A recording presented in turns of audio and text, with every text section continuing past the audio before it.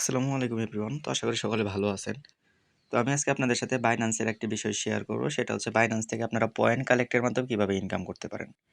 তো এই বিষয়টা দেখানোর জন্য আপনাদেরকে আমি রিওয়ার্ড হাবে চলে যাব। তো আমি একটি কথা বলতেছি, যারা ভিডিওটা আজকে দেখছেন, আপনারা আজকে থেকে কাজটা শুরু করেন। কারণ আজকে থেকে যদি আপনারা চেকিংগুলো করেন, তাহলে আপনারা ৭ দিন চেকিং করে আপনারা ৭টা পয়েন্ট পাবেন এবং চেকিং করার পরে আপনি ৭ দিন চেকিং করলে পরপর ৭ দিন একসাথে চেকিং করলে কি আপনারা ১০টা পয়েন্ট পাবেন। এজন্য আপনারা কি করবেন?